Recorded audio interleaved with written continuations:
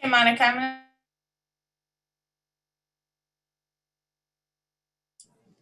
Monica, I'm gonna send you back to host, and we're live on YouTube. Thank you. And UGTV will start in about 2.5 minutes.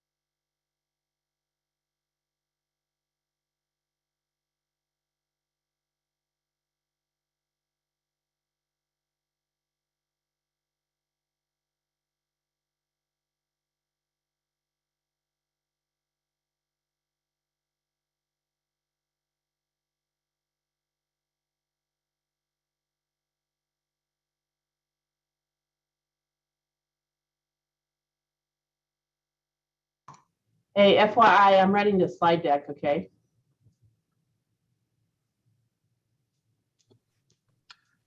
Thanks, Kathleen. I was going to ask if you're going to do that, be that host there.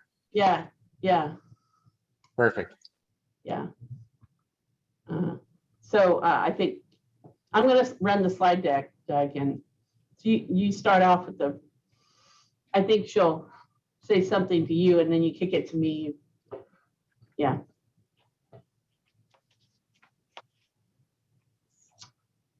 Eric, looks like you might have got a little wound there. Yeah, unfortunately, Doug, I had some skin cancer removed. It was pretty gnarly. This morning. Yeah, so keep your sun lotion on, please. Don't do what I did. Oh. That's what happens when you grow up on a farm. Yeah. So yeah, Doug, I think they're gonna call on you. You're gonna hit the first two slides with the first, Right. the second slide being subjects, and then me. Yeah. We are live on both UGTV and YouTube now. All right, let's go ahead and get rolling. Before I call the meeting to order, I want to announce that due to COVID-19, we have individuals attending remotely.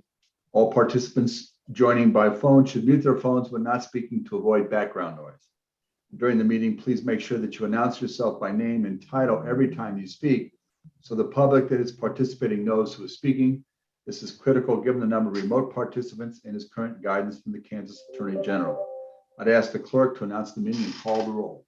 Thank you, Mayor, and good evening. You are hereby notified that I've called a special session of the Unified Government of Wyandotte County, Kansas City, Kansas, to be held Thursday, May 20th, 2021 at 5 p.m. for a budget workshop regarding priority-based budgeting and the 2020 financial pro forma.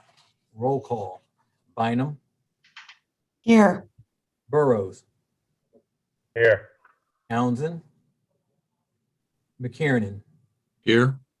Ramirez. Here. Johnson. Johnson. Kane. Here. Markley. Here. Walters. Here. Philbrook. Here. Alvey.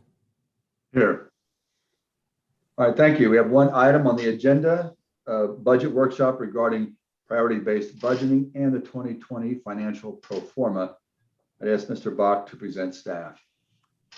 Thank you, Mayor, Commission. Doug Bach, County Administrator. Kathleen, I'll ask you to go ahead and put the presentation up as I start into it.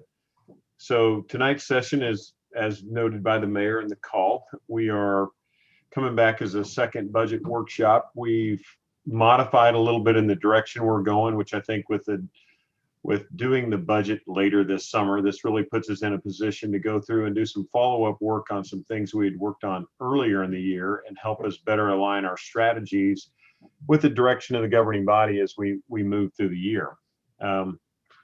As you can see on this, we'll note where we are from the revenue losses that were projected. That'll be one section of this from what happened with COVID-19.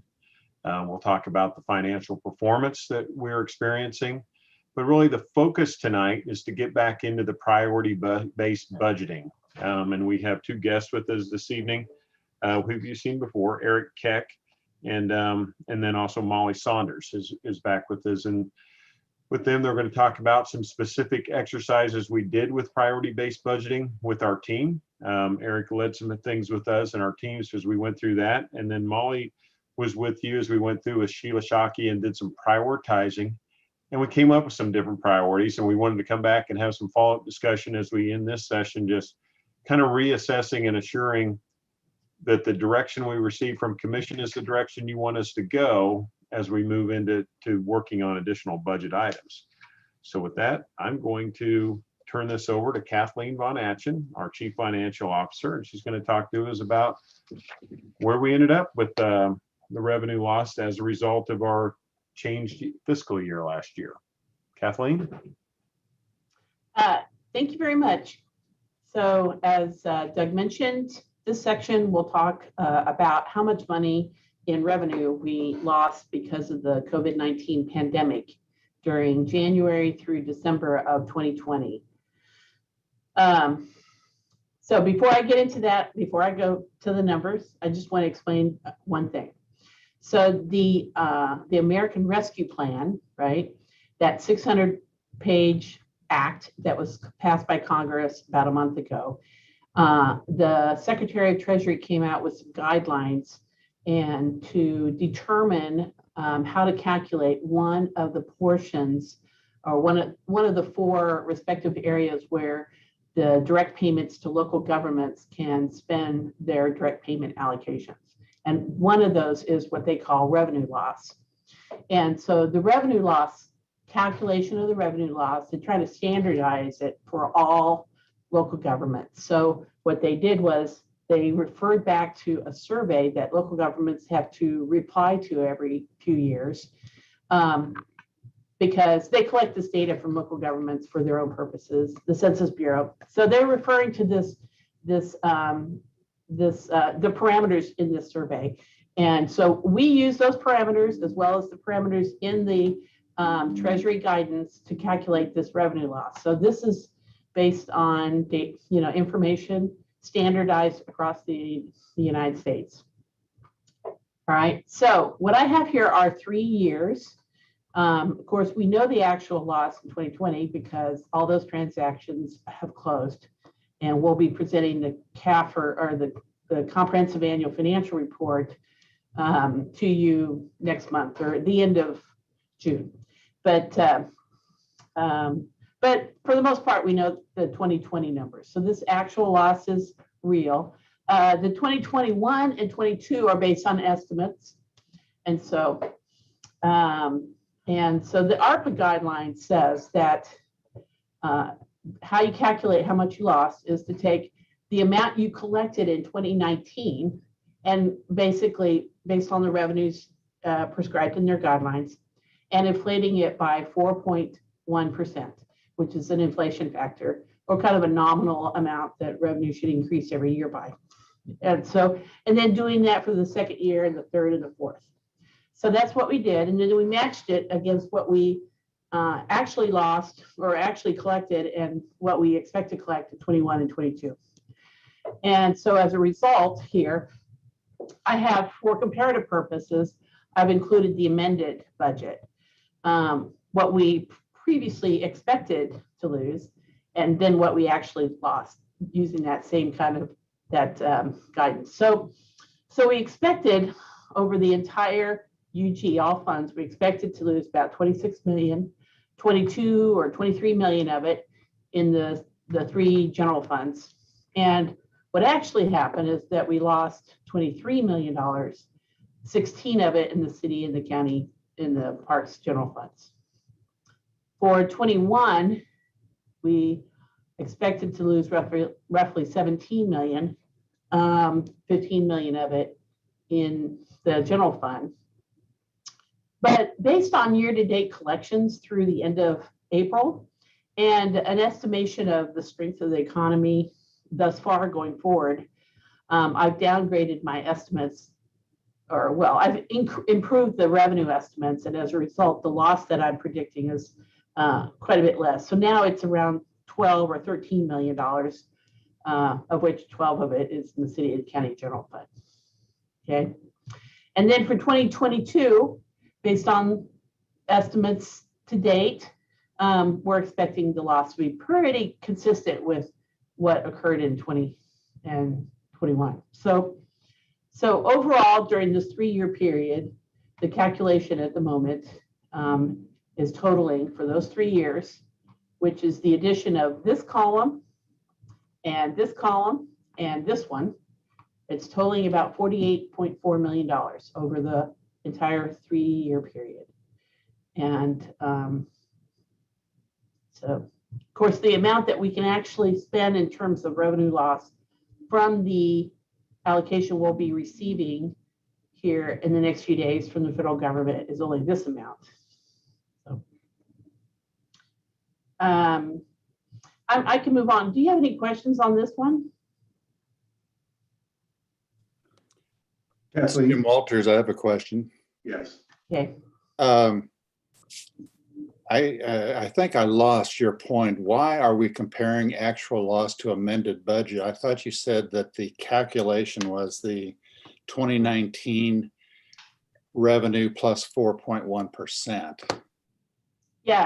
Yeah. Well, so it's 2019 plus 4.1%. And then, so whatever that number is, and then you compare it against what you, for example, in your amended budget, or you compare it against what you actually collected. So What you actually collected then? yeah, I mean, the amended budget column is here just for, so you can compare what we previously thought with what actually happened. That's the only reason it's there. Okay. Yeah, so that's why this column over here only reflects the actual, not the budget. Kathleen, I missed the reference on that bottom column, all UG funds totals. When you were trying to describe what we can use the ARPA funding for revenue loss, can you explain that again? All right, so all the funds that are budgeted within the unified government. It doesn't include BPU, and the revenues are only those that basically pay for government services. So revenues that are not included in the calculation per the ARPA guidance do not include transfers, and if we sold land, that's not included, bond proceeds, those sorts of things. So just basically above those lines. I think maybe too, just to clarify on the mayor's question, Doug Bach, County Administrator, she was referencing the money that we're getting now from the federal government. We can only, there's an offset in there for lost revenues, Mayor. We have to compare that against our known numbers. And right now she pointed to the 2020, that column, actual loss, the $23 million number. That's our only known. The rest of it's projected. Yeah. So we have to work with the known number right now when we're saying the federal money goes against the known loss number as part of it. Okay, that's yes. Yeah, so we're receiving 1/2 of $87 million in the next few days. And every quarter we'll be required to submit a report to the federal government demonstrating, our spending and the rationale for it. And so when we do spend, part of that will be what is categorized as revenue loss, but it can only be for this portion for 2020 because that's only the known numbers we have. So thank you. Commissioner Burrows? Thank you, Mayor. Representative Burrows Commission District at Large 2. Kathleen, do these losses take into effect the monies that have already been spent through other funds that have come to us from the state and or federal government to extend those expenses to address those shortcomings as we went through the COVID pandemic?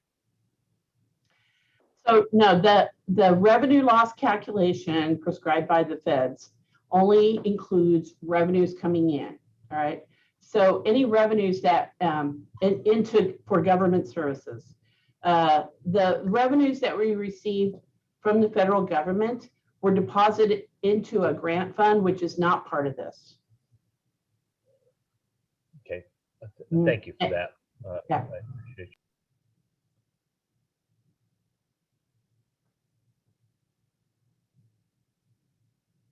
Okay, so I'll go to the next slide. So of this 23 million that we lost in 2019, I just thought I would provide you with a little breakout of where that money came from. So the largest pot of the loss came from fees, fines, and permits. Well, actually, its sales and use tax was $4.9 million. We thought that would be greater, but it's still pretty sizable, 5 million across the unified government. And frankly, it would have been more, except our use tax collection was much improved over the prior years. So that helped to diminish the loss on sales tax. The second one is actually fines, fees, and permits. Those numbers were really down last year. We lost, the next biggest is, just other taxes, alcohol, liquor tax, 911, other types of taxes. Franchise taxes were down about $3 million from what we expected.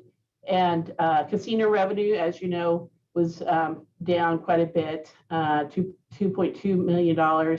The total from casinos is only around 6. So that was a dramatic reduction. Okay. Property tax was not really impacted by COVID. So. And then just for your own interest, I thought I'd provide you a little bit more information on transient guest tax performance. So in 2019, we typically collect about $3.7 million in transient guest tax, which is deposited into the Tourism and Convention Promotion Fund and is only allowed to be spent on the promotion of tourism and conferences. So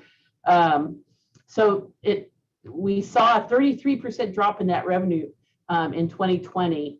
And actually that wasn't as bad as it could have been, because at the beginning of the pandemic, the hotel industry was predicting that there may be up to a 60% drop in the tax collection. And of course, some of this is a lot of our control, because 90% of the hotels in the United States are franchised. So they're kind of controlled by other entities. And so there was quite a bit of layoff. We don't know specifically here in Wyandotte County, but across the US is around 70%. So of course, there's a planned phase in as resorts and destination locations begin to reopen. And so we are expecting a resurgence in that revenue source. At the moment, we are, so we lost as I mentioned, about $1 million in that transient guest tax collection. We expect that to tick up to from 2.5 to 2.7, so very slowly ticking up. Over here, this is the total, all hotels, and then just for your own detail, this is just the Village West area hotels. In 2022, we expect it to increase quite a bit and recover, but it really isn't going to come back to prior 2019 levels until 2023. So that's what we're predicting. And then casino revenue, this is a demonstration of the dramatic drop in casino revenue. We do expect it to climb back, but not fully in 2021. And then in 2022, we think that casino revenue will be back to where it used to be. It doesn't really appear to be at the moment, because part of that casino revenue we collect is a penalty that was, it's an amount that that Hollywood is required to pay the unified government if they do not proceed with building a hotel in their development there. And so we typically budget 1/2 of the expected amount in case a hotel is, proceeds with construction during that fiscal year. But typically it's around $1.4 million, and we only budget 1/2 of that. So that demonstrates that reduction in the number there. It's one to mitigate some risk we have. So. All right. So that's all I have on the COVID revenue impact. I thought I would share this with you. Of course, as we glean through that 170-page Treasury guidance to get a better feel for the direction of Congress and President Biden, we will be sharing that information with you and a process going forward. So we'll be in touch. So. The next section, I'm actually going to pass it off to the Deputy CFO, Debbie Johnsher. She's going to be presenting the financial performance of the general funds. Debbie? Thank you, Kathleen. Good evening, Mayor and Commissioners. Debbie Johnsher, Deputy CFO. So the next few slides are just going to show a little bit about general fund performance. This slide is giving the general fund preliminary forecast. We've got 2019 actuals, 2020 original budget, and our estimated actuals. And then we've also got some estimates for 2021 and 2022. So I'll start with the middle column, which is the 2020 estimated actuals. You'll see in the revenue section, we had $203.2 million in revenues, $6.3 million for transfers in, and $2 million for sale of capital assets, for a total of $211.5 million. Over in the column just to the left of that is the 2020 original budget, which, as you can see, originally before the pandemic, we had estimated revenues to be around $219.6 million. We did drop those projections when we went through the amended budget. The revenues were estimated around $206 million. So we did, as you can see, we did come out better than our amended projections. However, we still are below what our original budget was before we went into the pandemic. And we're also still below the 2019 actuals. On the revenues, we're at 203 million. And in 2019, we were at 210 million. Transfers up is in. Part of that is due to the reallocation that we did from the city to the county. So that shows up both in the transfer in and the transfers out on the expenditure section below. And then we have 2 million for the sale of capital assets, which is came from the development out on the old Woodland site. So down on the expenditures, you'll see we have 195.6 million on expenditures, 600,000 for capital outlay, and 9.2 million for transfers out, for a total of 205.4 million.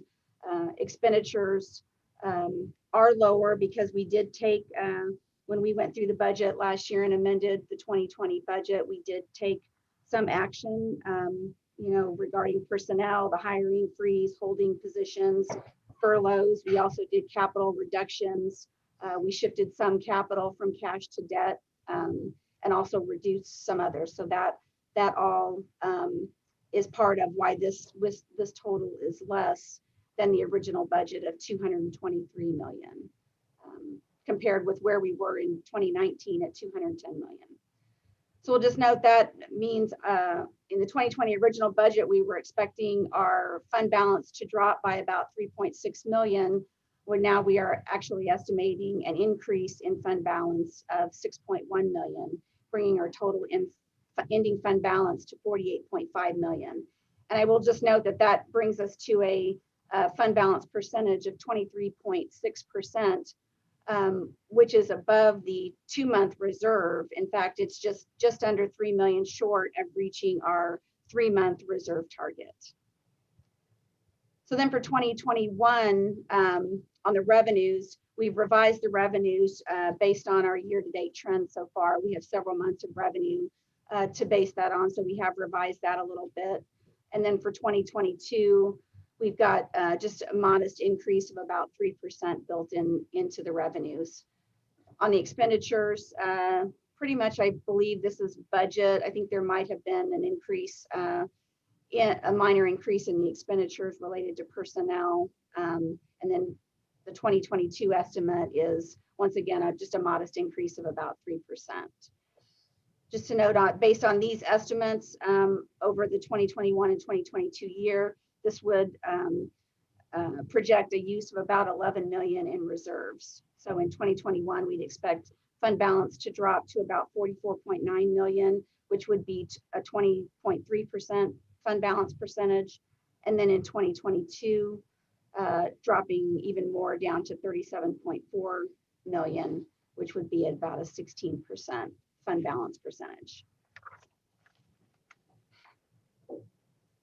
So then next slide. This next slide just shows. I'm sorry, Debbie. Can you hold a second? Commissioner Burrows? Thank you, Mayor. And I'm trying not to slow things down. I just want to make sure that I fully understand the figures that are being presented. Debbie, on 2022 estimates, we show capital outlay of 8.4 million versus the 600,000 that was estimated in 2020. Can you share with me what that 8.4 may be? Because I do see that we lowered the capital outlay on the revised budget, but the estimate is 8.4. I was curious as to why the increase there, as well as the increase in expenditures of $7 million in a revised estimate. Right. In the capital, the reason 2020 is so low is because we did take a lot of the capital and we reduced several million, as well as we shifted several million in capital that would have been paid from cash and moved it over to debt financing. So that's why there is a reduction in the capital in 2020. The original budget for 2020 had 7.2 million estimated was budgeted for capital expenditures. So over 2021 and 2022, we're estimating that capital number will come back up, bringing back those cash expenditures that we either delayed or reduced from 2020. And thank you for that, Debbie. I just wanted to ensure that I understand these numbers.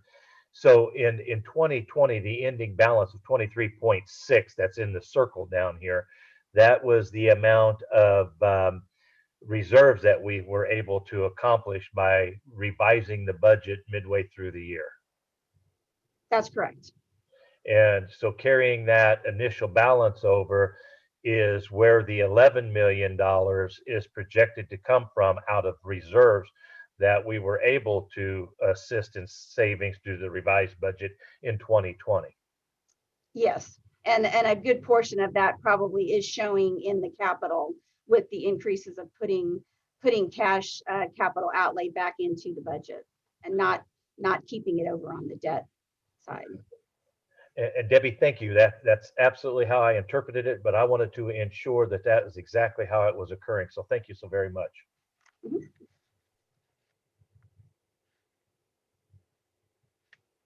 Okay. This next slide just shows the fund balance percentage of the consolidated general fund. This graph goes all the way back to 1999. So you'll see that we have the green line here going across the middle of the page represents the 17% 2-month operating and budgetary uncertainty reserve. And this is the minimum target that we've put into our policy so that we can have 2 months reserve just to cover operating expenses throughout the year. And then the red line represents 25%, which would include an extra 1 month for an emergency reserve in the event that we would have a pandemic such as we had back in 2020. So just looking at the percentages, you'll see that back in the early 2000s, the fund balance percentage was ranged anywhere from 30 to 35% in the early 2000s. Then as we went into the recession in the 2008-9 area, the fund balance dropped significantly all the way down to a low of about 10%. 7% in 2010. And then in 2015, we were able to get all the way back up to the 17%. And we have remained there. And we've ranged anywhere from 17% all the way up to our estimate in 2020 of 23.6%.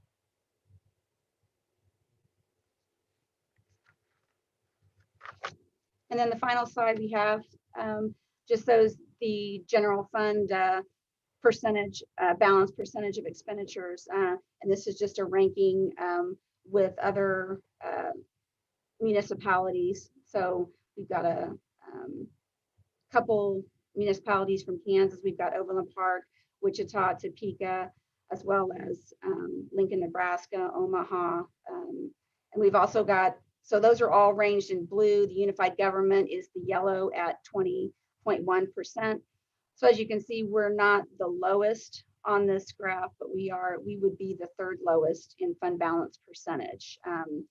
Omaha, Nebraska is at 16.8 and Wichita was at 17.8.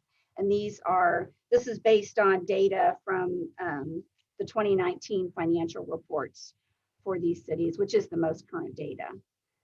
And over here in the green, you can see we've shown that the median percentage is 30.8, and then the average percentage is 31.3%. This is Mayor Alvey. Kathleen, could you describe let's say we were at the median, 30.8. What advantages accrue to us either in our bond rating or in any other operations to, let's say, just get to the median?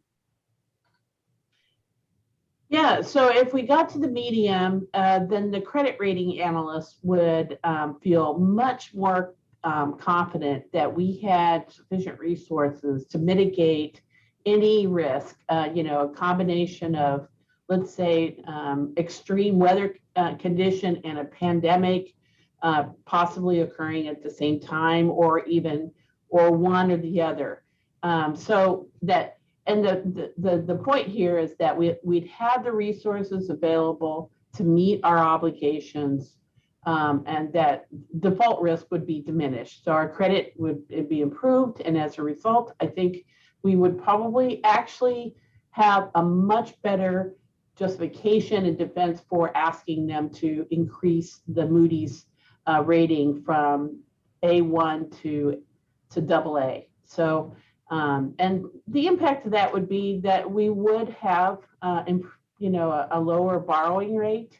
It's hard to guess, right now rates are very low, but in the future, we do expect interest rates to certainly climb back up to where they were before. They're very low right now. So anywhere between 25 and 50 basis point increase would result if we had if our rating increased from A1 to AA by Moody's.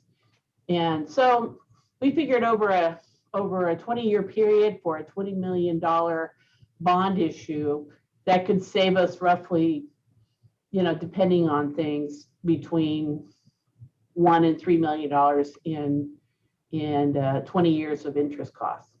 So. And conversely, is there any risk, or what are the repercussions of, let's say, as Overland Park is at 55.2, are there any opportunity costs with that? Well, no, but, this is a one-time money, you understand. So once you spend it, it's gone, right? So, so the amount that they have in their, the opportunity cost from having so much money is just that the amount of money that they could have spent on one-time project, So, I mean, it's not like they could start a new program, because the programs have ongoing costs past the 1 year. So it would be one-time project that they forewent in order to have the fund balance they have. Okay, thank you. Yeah.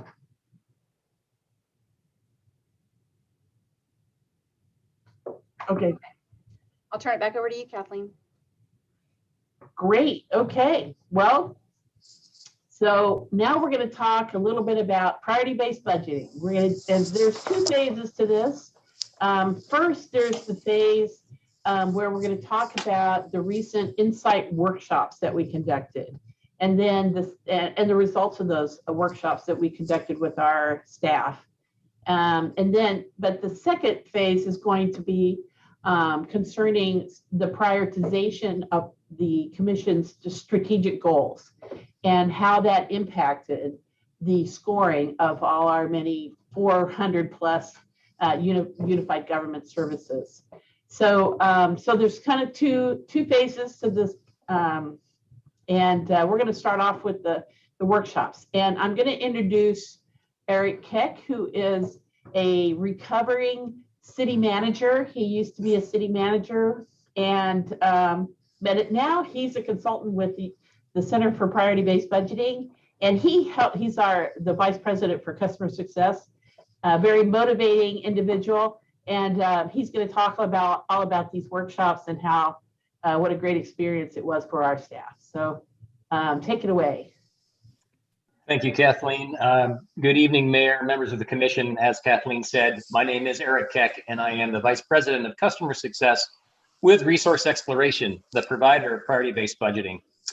So one of the main hallmarks of us encouraging our client organizations to undertake insights is to really begin to take action on their data.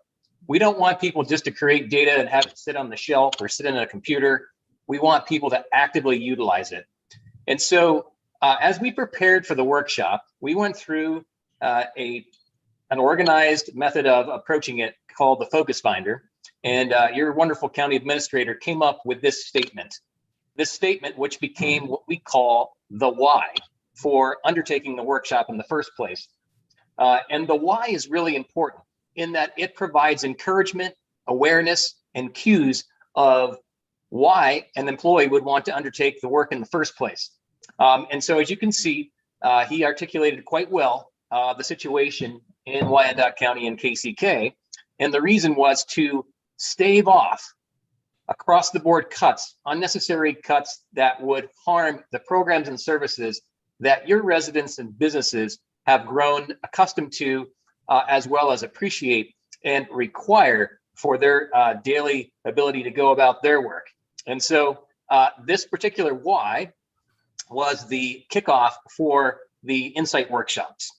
So Kathleen, you can advance to the next slide, please. So as we began to think about working with KCK on this particular exercise, which is very important, I set some goals. And these goals really are threefold. First and foremost, one of the things I want to do was to build capacity within the organization. In other words, to learn how to better communicate and collaborate, not just within your own department, but across departmental lines. One of the things that I found as a former city manager, but also a person who's implemented priority-based budgeting in 2 locations myself, was that the biggest problem was the lack of coordination, collaboration, communication amongst departments.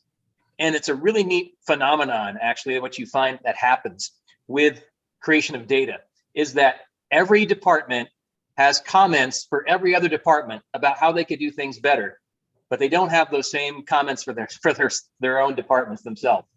And so what I try to teach, and which we did in these workshops, was teach how to collaborate across departmental lines on how to improve thoughts and ideas on transforming the future of your programs.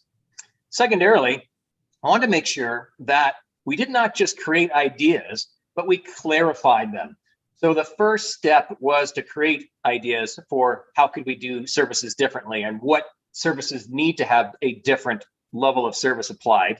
Secondarily, it was to clarify those ideas and thoughts. And that's where each of your employees were challenged to think of themselves as internal consultants, to rally and to come to aid each other in sharpening up these insights and ideas that they had. And then lastly, it was to encourage a sense of commitment. So it's a 3-stage process. First was create, second was clarify, third was commit. But we did that by creating a purpose, and that's what Administrator Doug Bach helped with, and that provided that clear reason for undertaking the work in the first place.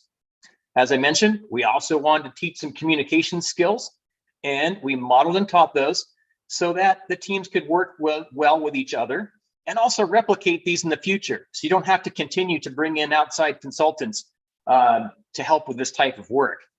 We also wanted to make sure that what we did was fun and exciting. And so we tried to foster an environment that they learned some new skills.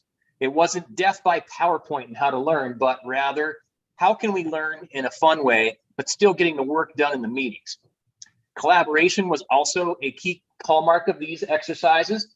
And again, it was providing frameworks so that throughout the organization, silos that may have existed before, wherein departments didn't have opportunities to talk to other departments, now were broken down because we actually were able to learn how to communicate across departmental lines in a way that wasn't combative and in a way that wasn't zero-sum game like the old budgeting process is, where if one department wins, others lose. And then lastly was awareness. This was huge. Creating awareness about what other departments are working on, what their challenges are, and specifically what ideas they had to improve the operations from an efficiency standpoint, from a partnership standpoint internally, in other words, limiting duplicative work, and then also just creating ideas for how KCK Wyandotte County could be better in the future. So awareness was a huge hallmark as well. So next slide, please. All right.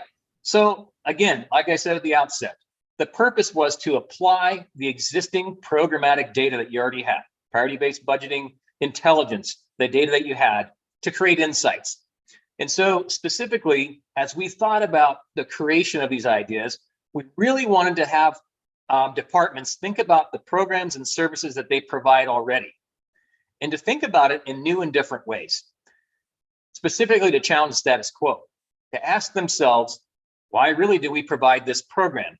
And in certain instances, it was going back to the original premise of the implementation of priority-based budgeting in the first place, where we ask you to consider what we call some fundamental program attributes or basic program attributes.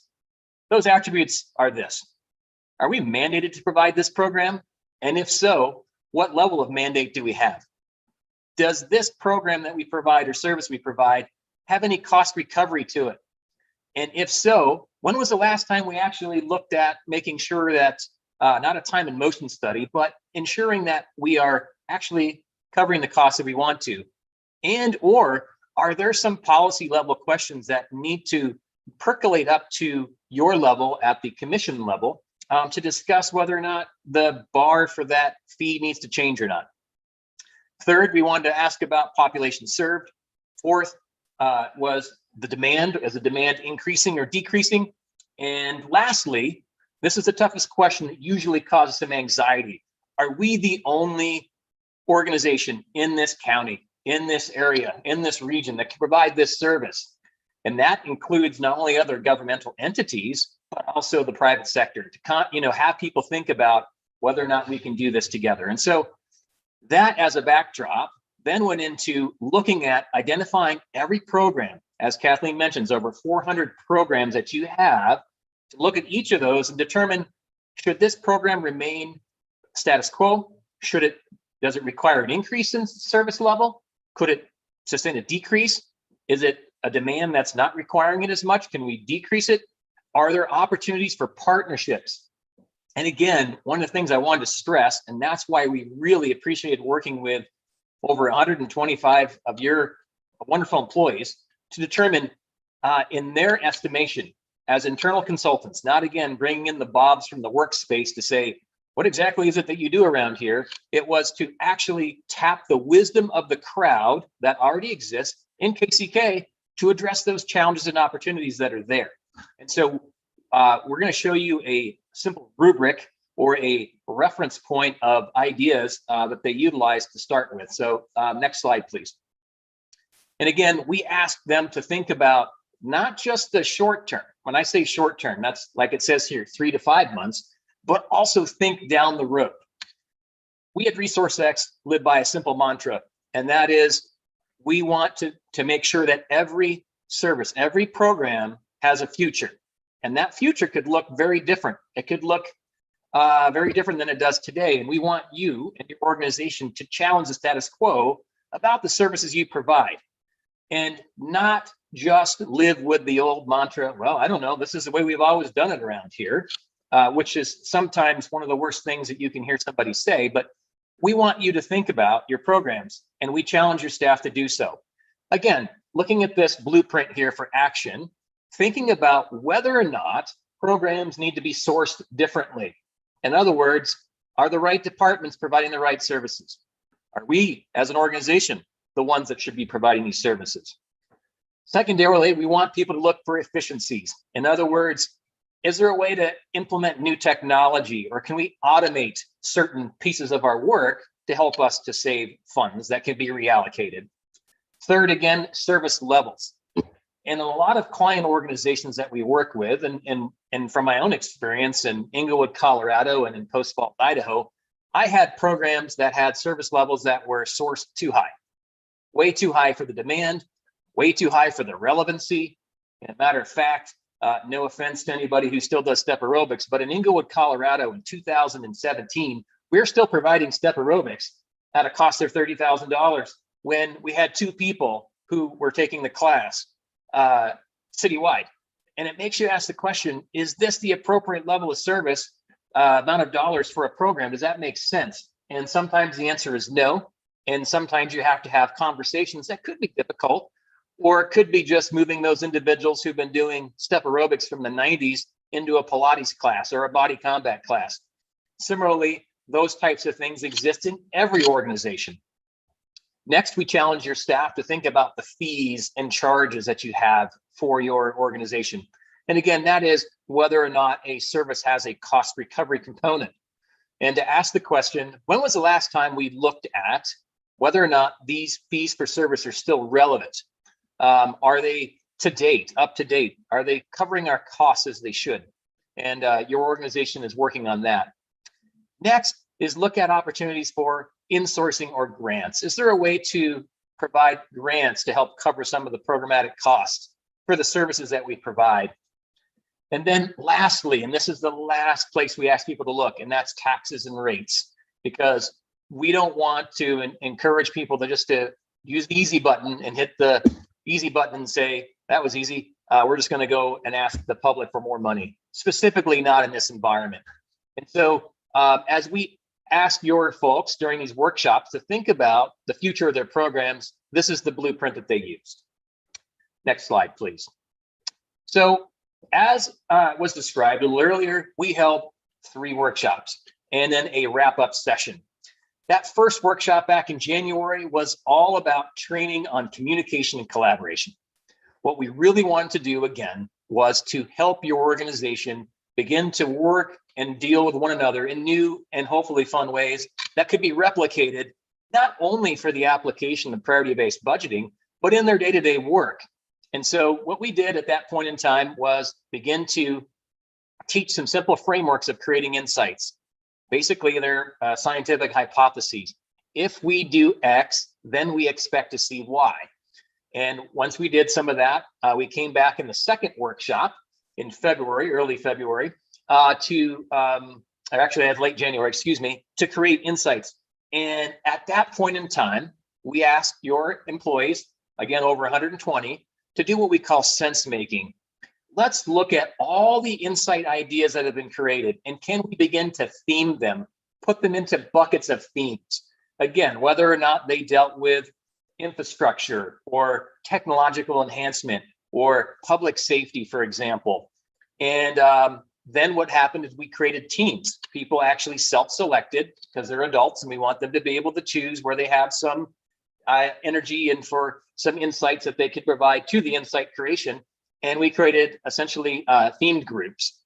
Then coming back in late February, they developed action plans around those insights. In other words, they did some consulting with one another. They did some counseling with one another on the ideas that were created and generated. And they basically created what I call the 4 Ps: a program name, program purpose, a program insight, particulars, which are the details, and the program impact of the people that might be impacted by an insight. In other words, think about if we do X, then we do Y, who's going to be impacted by that particular change in service level. And from that, they created a report that basically encapsulated in early March, a wrap-up presentation where they shared their top insights to your administration and to receive feedback on those, as well as just to celebrate the work that had been done, because the work that was done was extraordinary. And I will say this, as I've worked with now going up to probably about 80 organizations over the last 3 years of my recovering city manager time as a consultant, it has been incredible to work with Wyandotte County and KCK because of just the energy that people brought to each workshop, to the concern that they had to create a sustainable future. And so that was the wrap-up presentation. Next slide. So with that, again, what we saw happen and are seeing happen today is that we have group captains. And these group captains are those individuals who have volunteered to step forward to help to lead as internal leaders, as thought leaders, as influencers within the organization to review the insights that were created, as well as further develop them. And those insights were brought to the county administrator's office for further discussion. And so as a result of that, one of the goals was there are some different approaches that could be taken with all of the insights that were created. So some of the insights that were put forward are already in play, so to speak. In other words, those ideas are being encouraged to be completed to capture some cost estimates and for savings, because the bottom line here is to ensure that we are not only identifying an idea, but also trying to get to a point where we can say, if we implement this, it's going to save us or cost us X dollars. What we also found that as we went through the insights with your team is that some of those insights can be implemented within your current resource set. What we call those are 15% solutions. What I mean by that is, what do your employees have the power to change within their purview today without having to go ask for permission of the public or ask permission of the elected officials to actually implement right now to make savings and create a sustainable future? And then lastly, there were some insights that were proposed that have long-term considerations. In other words, they're complex. They're going to take some time, or they may require you to expend some money in order to save money over time. Those are put into a future implementation list. And so the categorization of insights has been accomplished, and I'm sure we're going to be hearing about some more of those ideas here today from each of these different buckets for your review, as well as just listening pleasure, and understand that your team has been working diligently to help create a sustainable financial future for Wyandotte County and KCK.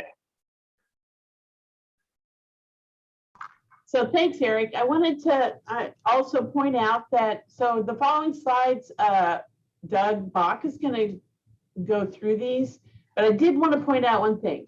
So this is just an example of the over 50 insights that were generated from our 120 staff members. It was a collaborative effort.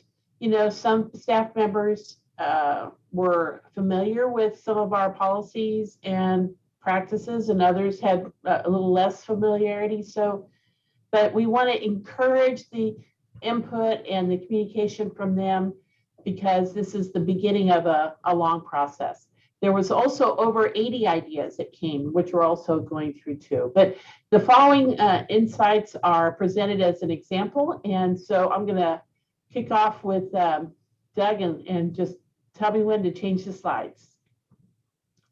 Thanks, Kathleen.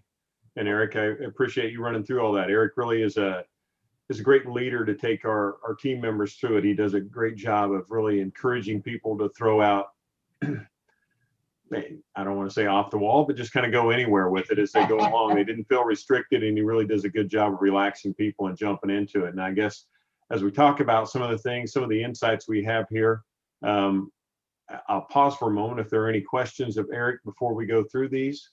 and what he laid out and talked about earlier. Or if there is something like that, we can jump back to it and ask as we go along.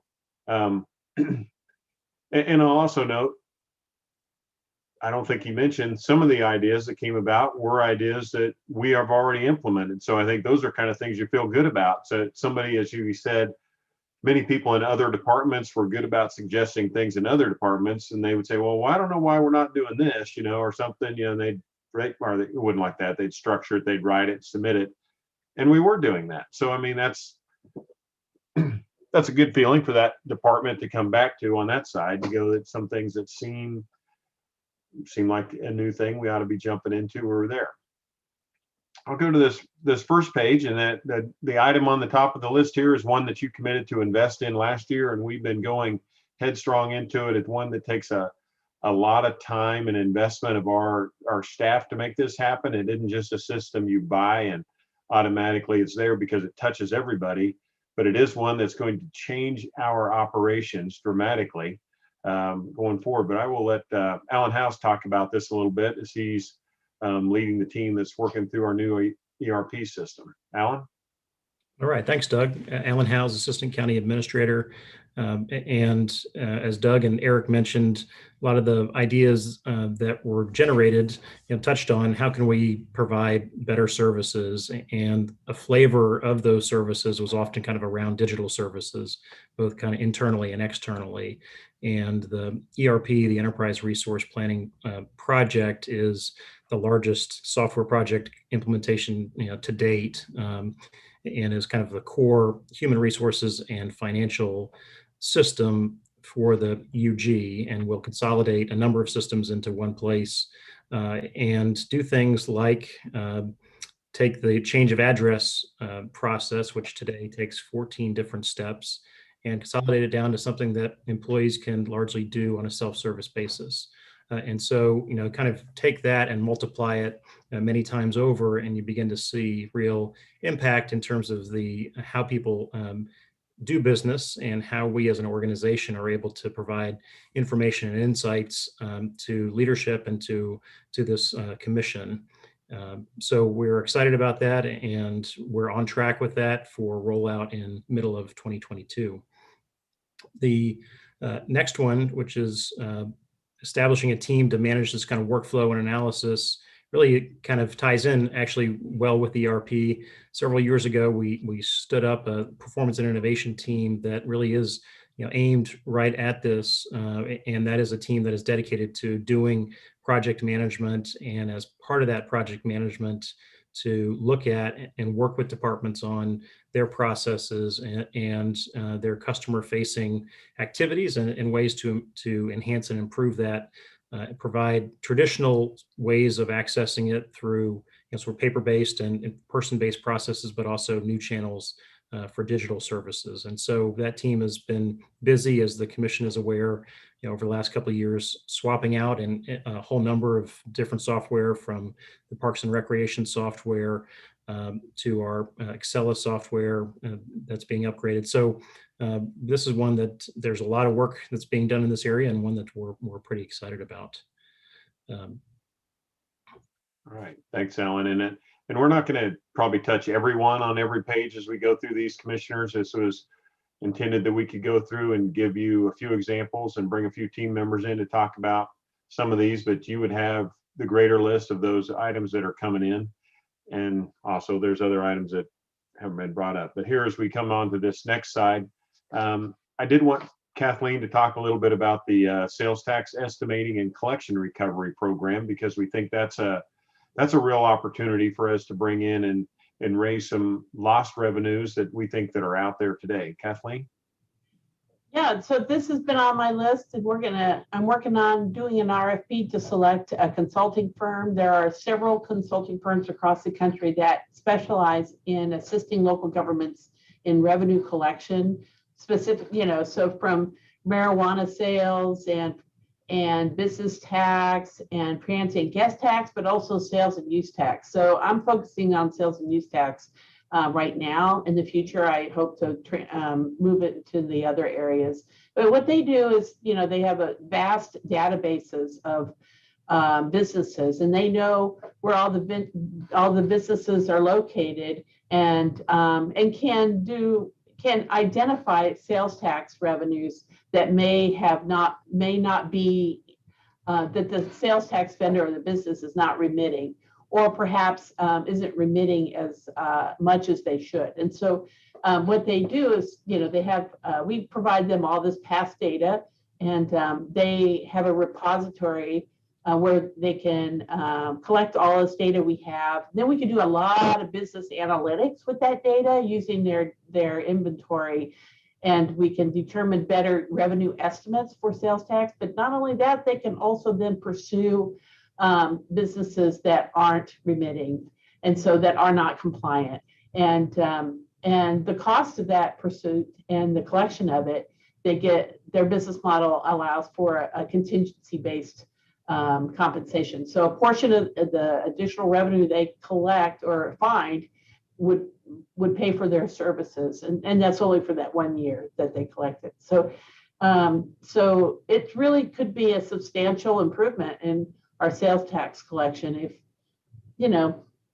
assuming that there are some vendors out there that aren't remitting as they're supposed to. So Thank you, Kathleen. And I really think, as you can see, some of these, they're kind of an easy push to it. It's just getting staff resources assigned to be able to go after them and figure out ways to get it done as a practice. Something that's been very near and dear to the commission hearts, and that's the efficient communication with the public and businesses going forward. So Rob Richardson's out in the harvest field right now working, but we've asked him to jump off the combine and give us a few comments on this. Rob? Thank you, Doug. Rob Richardson, Director of Development Coordination, Customer Service Success. I work as like an ombudsman for people in the development system, businesses wanting to come in and work within the community. So if they have an issue with timing or clarity, I'm able to contact them directly and work through those issues with them. We work very hard through the DRC and other processes to give people good advice, get them started off right, keep them on track. I also do some customer calling just to say, how did it go? One result of this is that either tomorrow or early next week, I'll publish a TCO checklist that has all the requirements that a business would have to go through to get various levels of TCOs or COs. I've given it to a couple of people as a draft as they're getting ready to start that process, and both of them, and they are nationwide developers, have said, wow, I've never seen anything like that before. This is great. This will really help us and make our process more efficient getting closed out on their construction. As you know, we're working on the Build at KCK website to go along with the Excel and project docs, projects that should be up and going next week. We've had a long consultant-driven delay in this, but we're about to the end of that road, thankfully. But that will help make sure we don't miss anybody in the process. The notifications when somebody has a task are automatic. And so I will get reports of those, and I'll know who on our side is on time or not. And I'll know also if the client had a task to do and they haven't responded, I'll know that we should contact them and see what their delay is.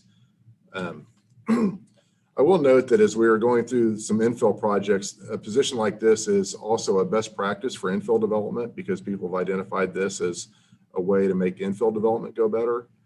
And I've been working really hard on our processes and our internal team, maybe so much so that last week Troy Shaw called me a taskmaster in our development process, making sure that we're all on time and moving forward. But while I can't change codes, we're doing a lot with the internal departments and policies and procedures to improve our customer service and make our communication with folks better. Today I had an email from a commissioner about a business that had been closed down after they had opened, and we'll have a team assembled tomorrow morning to meet with them digitally like this and get that resolved. And I think that I already have a path to get them back open hopefully tomorrow. So those are the kind of things that I'm able to do to help with the process. And the goal is to eliminate those type of issues, but when they do come up, we hop on them and get them fixed quickly. I'd be happy to answer any questions anybody has. Thank you, Doug. Thanks, Rob. On to the next slide. So then we have some things that we feel like we can implement and work into. Some we started to do a little bit more. I know as we went through COVID, the comment about how we're using our buildings and such came about. This is actually something we started to do really deep inventory of this pre-COVID coming on. I've asked John Kelly if he would jump on and talk a little bit about what we're doing in our assessment areas, and then continuing to do this as we look at people coming back to work in different forms for that. John? So, yes. Good evening, Mayor and Commission and Administration and other staff. Along with our examining of the asset inventory of all of our facilities, we've partnered with a team that you guys, Commission and Mayor, have been hearing us talk about, Amoresco. And currently they're out helping us look at our facilities from, practical sizing for where people are in the space that they're in.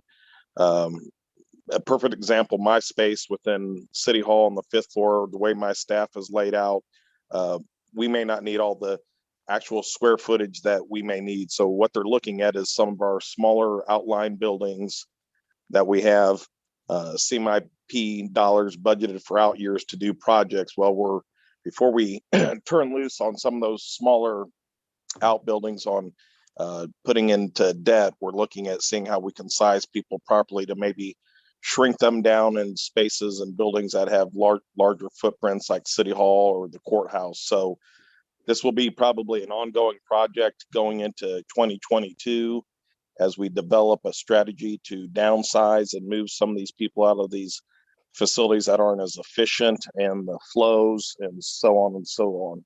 82nd State is also one that we've looked at as far as parking, and knowing that some of the issues out there continue to be a problem, but we also know that that building doesn't have the best footprint for flow of people, just because the lobby area, getting people in there in the treasury. So we're just overall taking a look at all of our buildings and the layouts and how they work for the public coming and going. And so, like I said, I'm hoping in 2022, we'll have a better plan at what that looks like, and sizing our facilities properly, and taking some of the space back to the ground floor of City Hall and being able to use that will also help in trying to downsize, and then maybe address the court service building with the new juvenile building up and running. We have a few people left at the court service building, and so our hopes are to maneuver and move people into other buildings that will better assist the public. Thanks, John. The other area, and this is one you've heard the mayor talk about a lot, I think, as we've gone through, and several of you commissioners, and that's with the renewal projects, what we can do with our development areas. One area where we worked on this and adding to it, Gunnar Hand's actually going to say a few words about how he sees it from his perspective coming into play as we work on this throughout our community and some of the advantages. Gunnar? Thank you, Mr. Bach, Mr. Mayor. Gunnar, we can't hear you. You were just real faint. Can you hear me now? Yeah, lightly. Sorry.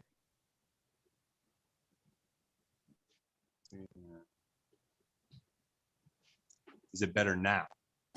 Well, we can hear you. Yes. Go ahead. Okay, great. Sorry about that. Just speak up, young man. Thank you. Thank you, Mr. Bach. Again, Mayor, Board of Commissioners. Again, I'm Gunnar Hand, Director of Planning and Urban Design. I think generally it goes without saying that more intense, a greater intensity of development on a piece of property obviously makes that property more value, and in turn creates a greater return on for taxes. But I think it's also important to think about the appropriate location for that type of more intensity of development. And there's plenty of existing UG policy that focuses on both our transit corridors and these types of what have been called infill development projects. While new development is all good development, and while new development does incur new infrastructure costs that are paid by the developer, the ongoing maintenance of that cost in perpetuity is obviously the responsibility of the unified government. And so we have a lot of redevelopment locations where their existing infrastructure is, and by targeting those locations on transit routes and doing them in a way that is more diverse and equitable, we think that we can have a greater return on investment and really get a double incentive for infill development, which is we utilize existing infrastructure and we return a lot of our sometimes vacant or underutilized property back to the tax rolls or generate greater taxes. And so with that, we've been developing a lot of different policies, or we continue to update our long-range master plans, as well as this summer focusing on our mobility plan getting launched today, followed by our citywide master plan update in the coming years. And so with that, happy to take any questions and talk more about infill development. Thank you, Gunnar. Next, Eric, next one on this list is actually one that I'm going to be moving over into we're going to move forward with it and implement it. It's one that we've looked at for a while about grant management team, grant manager. Ms. Von Atchen has done an excellent job of convincing me that in the current state of what's going on in Washington, D.C. and with the federal money that's out here, that we need to move on this now, because this is lost opportunity if we do not start focusing on this at a whole different level than where we are now. I mean, we have people looking at it. We look for the grant opportunities. Our federal lobbyist sends us information on it, but it's certainly one where we can say today there are millions and billions of dollars that are going to be coming out in various areas, and it can't be just something we do as part of our normal job. So I'm going to move forward and realign some of my existing staff into their work, because this is a higher priority right now. I'll build it into our future budgets, but I've got to have somebody focusing on it right now. So we're going to realign and get somebody working on it. And we will also be looking at opportunities to probably bring in some outside resources to augment what we're doing from a professional perspective to go forward with that one. So that one's moving from things that can be implemented probably to within the next week or two to being implemented as we go forward and look at this. Making some changes this is also one that probably moves over to the other side of the category of redesign. Parking control, I guess we haven't implemented yet, so we're still working through some of the processes, but I'll recognize Mr. Cross to talk a little bit more about this one.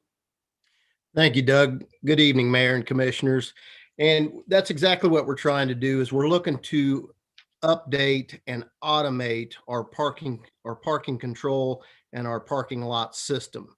As you know, we've moved to new gates and new spitter tickets and cash registers in the lots.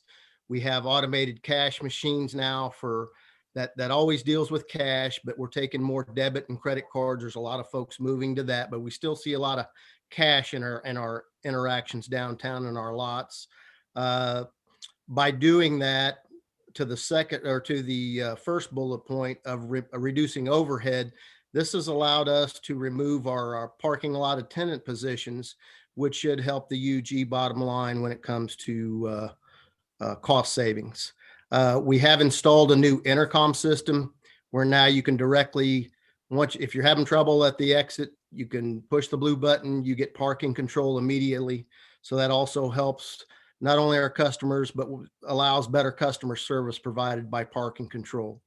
We've created a team to look at a downtown parking project.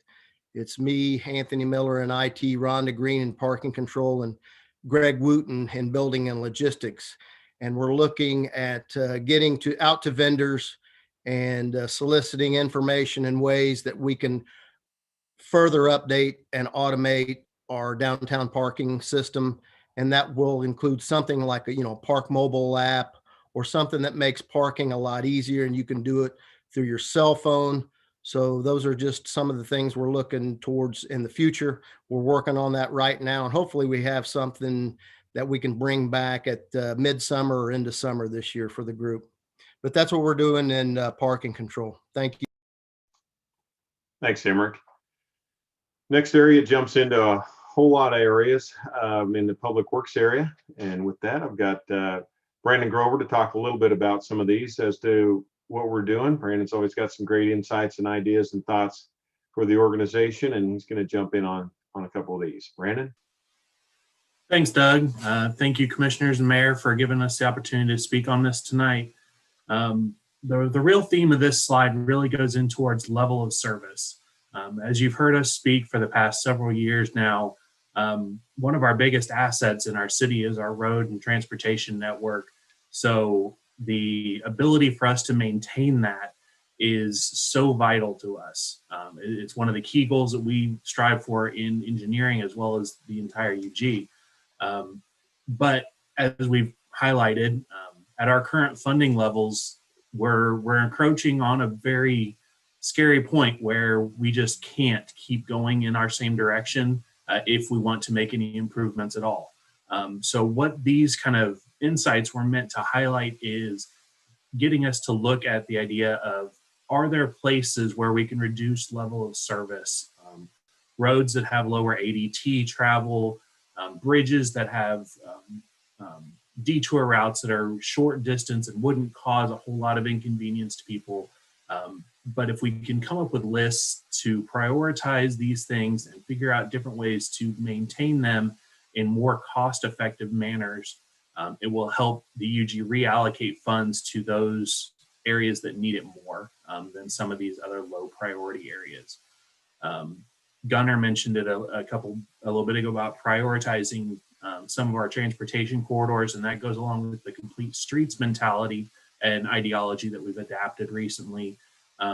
That has to do with looking at some of the larger city streets that we've built in recent years, say 10, 15 years, and look to see if those are really the most efficient ways for us to provide transportation opportunities to our public. A wide road looks really inviting, but it also invites speed.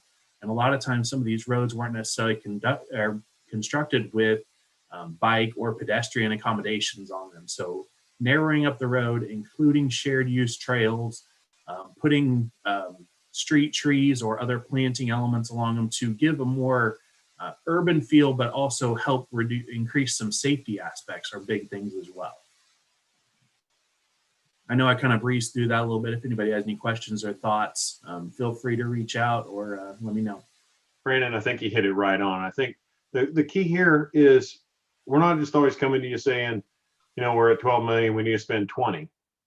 This is kind of that reverse side of that equation, that we look at some of these areas in our community too, as he pointed on, as one of the strategies, and just say, you know what, let's just decide we're not going to build this or repair this road at the level of everything else and let everybody know it. Instead of coming back and having to give the answer, yeah, I wish we could get out there and fix that street, or wish we could do more for it. We say, no, this is a very low used piece of infrastructure in our community. We're maintaining it the way it needs to be. You know, it's kind of like you got dirt roads running all over the state of Kansas or all over America. You know, farmers are running up and down those with heavy implements and things. We have some roads that aren't used that much more than many of those are across the country.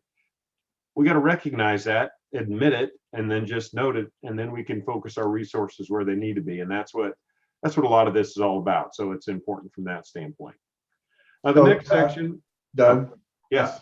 So as you know, the commission is asked to participate in really an infrastructure study, and we've designated 6 general areas and combined those 6 general areas into 3 combined committees. And so each commissioner is going to be participating in one of the 3 committees. And this is exactly kind of what we want to get to, is we want to see the status of our infrastructure load and what we project out into the future, and to understand that what our costs might be, what the burden might be to really handle all that infrastructure, and then to look at how we might fund those. And some of that funding does include perhaps paring down, pruning away some of the infrastructure that is not crucial, not as high a priority, but do as much as possible with what we have. And so this aligns very well. And so I think as we go through as the infrastructure study committees go through this, these are the kinds of things we're going to be looking at. And so, for instance, when we put together the tour, Public Works puts together the tour for the commissioners across the community, we would want to see, for instance, some of these streets that might be considered for a lower level of maintenance. We want to see those bridges that are not as high a priority and might be able to be funded differently. So those are the kinds of things that the commission really wants to dig into to have a much better grasp of this so that we can actually take that to the electorate. Excellent. And we all know you're the ones that are going to be standing there when somebody asks you about why this road or this bridge isn't getting improved. So it's a great idea, Mayor. And thank you, Brandon. Appreciate your insights on that. The next sections are ones that are classified as for future. I'm not going to break all these down. There's about 10 or 11 of them on the next couple of pages. So you can read through these, see where we're at. As we evaluate them, we'll be coming back to them and offering more insights onto as they move up in categories to determine whether or not we can do those. So I'll go ahead and advance through this slide into the next one. And go ahead and advance to the results summary, I guess, Kathleen, and I'll let you jump in and talk about if we are able to move forward with some of those things and make them happen, how that ends up for us. Right. So as I mentioned in summary, you know, the results about these workshops, we had 3 workshops, and then we had a 4th wrap up where we presented, the staff members presented to Doug. There was over 120 people that participated across all the UG departments. What they came up with were 52 insights for available results and achievable results. You just saw a summary of some of them. We also had 80 other smaller ideas. And, you know, we have categorized them into 8 different categories to help us wrap our head around it. We did an estimate of how much, you know, sometimes, you know, you have to spend money to save money. And so we did an estimate of what would be the one-time cost to implement these 52 insights. And not including the ERP system, we calculated that it'd be about $5 million in total. And of course, we're still working through the list, but that's the estimate we have at the moment. But we also estimated that if we implemented all of them, including the ERP, by the way, we could save $20 million a year in savings across the board. So that's really something that we need to do. We need to invest in our UG staff and in consulting. We need to invest in, you know, technology acquisitions, maybe a little bit of capital investment, so that we can really reap those benefits that down the line. Okay. So at this point, I'm going to hand it back over to, or no, I'm going to take this one. So just want to give you a few next steps. All right. So what we're going to do now is what I'm anticipating at the, I think it's the 4th budget workshop, or perhaps the first one on July 1st. But at some point, we're going to be in July. We're going to be presenting back to you as part of the budget workshops some of the insights that we're planning to propose as part of the 2022 budget, or that we're considering. But we also want to get your feedback on the insights being proposed, and get some ideas from you all too. The next step then, of course, we plan on passing the 2022 budget, which will incorporate some initial insights, including different service level reductions, service level increases, efficiencies, and some partnership concepts that are mentioned. Then on November 15th, the thought is that our insights work groups will have their charters, so their project charters developed and the purpose completed for their individual insight, as well as their work plans completed for the coming year. And then on January 1st, we hope to begin executing on the implementation of the 2022 PBB insights. So that's the plan. We're gonna turn all these levers and get it going in the next 6 months. So at this point, I am going to ask Eric to talk a little bit more about insight goals. And so. Thank you, Kathleen. Eric Keck again with Resource Exploration. Here's our goal, and it's really quite simple. We want your organization to proactively act upon the data that they've created, rather than wait for the next cataclysmic event to happen. And it's not a matter of if, it's a matter of when. Unfortunately, as we've all experienced probably in our time in local government, but we want you to be proactive. Insights are the best way to be proactive in order to create an environment where, again, are two things going on. The goal of trying to create a sustainably fiscal sustainable future, as well as a commitment that we're going to be oriented towards creating continuous improvement all throughout the organization by using data that you already own. You're not having to create any other data. You already have your data. You have data for each of your programs. And again, that's determining the future of each of those programs. Next slide, please. So what's this going to look like? What does execution look like? Well, starts with aggressively targeting those insights and small ideas that are achievable in the short term.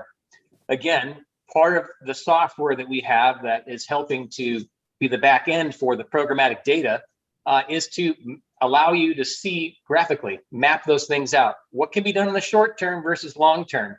Which are those insights that create a lot of resistance versus less resistance? Well, let's attack those things that aren't complex and are easily done in the short term horizon. Next, this is really important, and that is just what I think your administrator talked about too, and that is once you get a successful insight implemented, celebrate that small win and celebrate it throughout the organization, because people are going to get excited about seeing that wheel, the flywheel, start to turn. And again, encourage people to be looking for more types of insights that are going to lead to reallocation of funds, or the inverse is just as equally fine. That is, do we have programs that require a higher level of service and more resources? Your public might be saying, hey, we need some more health resources. Well, to do that, you have to reallocate funds from someplace else rather than creating new money. That's not sustainable. So next, we're going to be working with your teams to ensure that the insight teams are supported. And Kathleen has a plan to create some roles to support from the finance perspective, those insight teams that you've already heard from some of those captains tonight. Next, we're going to see that work groups are going to be collaborating not only with the county administrator's office, but also across the organization to, again, create plans to execute on those insights that have been created, but also to continue the thought process to create more. And again, this is an opportunity where at some point in time, policy issues such as fees, service levels, and partnerships are going to be brought to you. You as the financial stewards, fiduciaries of the Wyandotte County, Kansas City, Kansas combined government, to make decisions on what's the appropriate level for fees, what's the appropriate service level. Those are discussions at which elected officials are aptly suited to make recommendations and approvals for. And then lastly, again, I talked about it a little bit already, through the county administrator's office and the office of the CFO, there's going to be, those work groups are going to be continually nurtured, fostered. And again, I say that because what ends up happening is that the daily grind, the daily work sometimes gets in the way of strategic planning. But without strategic planning, without working with intentionality, and without working proactively, you're not guaranteeing yourselves a solid future. And so part of the job of your administrator and CFO is going to be to carve out the time and space, as well as to help preserve that for that type of work to occur, in addition to just the general service delivery that needs to happen on a day-to-day basis. And that's going to be really important for your financial sustainability. I just want to say thank you for the opportunity to work with your team. It has been super fulfilling, energizing for me, as well as a good opportunity to see an organization transform itself from the inside out. I'd be happy to answer any questions you have before you move on to your next topic. But again, I just want to say thank you for this evening.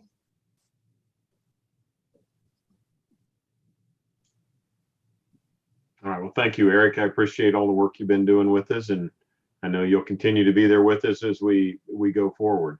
I guess one thing I would just say, and as you see this out there, we've thrown PBB at you. We're not always in front of you with it as we go along all the way. And that's why we have to come back every once in a while and tell you, it's not just business as usual for us. We've taken some steps and we're continuing to evaluate other things. We've got a lot of people in the organization understanding why this is important to the culture of how we are working going forward. So that kind of takes us to the next side of this as we look at where we are with our strategic goals. You know, we came back last spring and we went through this with you all. We talked about where we were on different priorities.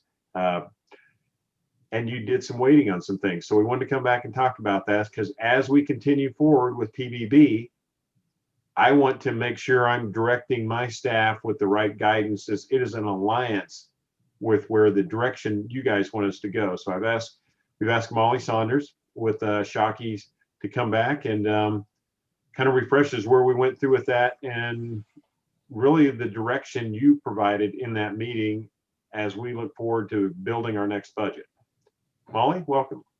Thank you. Thank you, Mayor and Commissioners, for having us tonight. I'm really struck as I'm listening to the conversation tonight at how the UG has transformed over the last number of years that we have had the chance to work with you. The conversation has really shifted over the years from incremental sort of change to really transformational and strategic change. And so Eric was saying we should celebrate successes, and I think that that's something really to be celebrated, that really it wasn't that long ago that you didn't have strategic goals and weren't really all moving in a specific direction. So I think that is really a testament to the commitment to the future of your community. So I think that's really exciting, and I've been really happy to be part of this process over the years.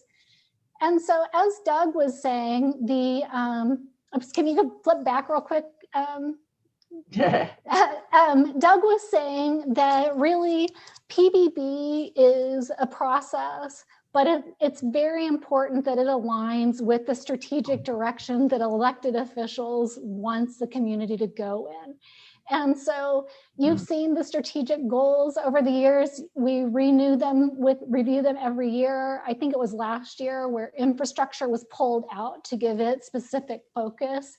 And so now is the opportunity to really marry the strategic goals and PBB. So this is like taking everything to the next level, and it's very exciting time, I think, for your organization and community.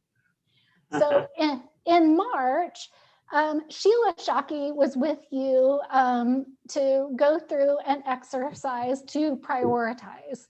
And just as a reminder, the agenda asked that you prioritize the goals, the top 3 goals prior to the meeting. And then when you met, you shared the results of those. So the next slide is going to show how everyone prioritized the goals. So this slide shows you the rank of 1, 2, and 3 of where people prioritize their goals. And as you can see, reduced blight was the big winner on the prioritization game.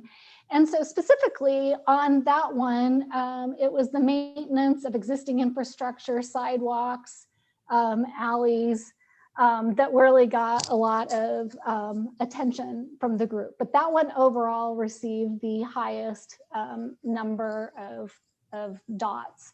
Also, infrastructure, safety, and economic prosperity were rated as being important priorities for the community.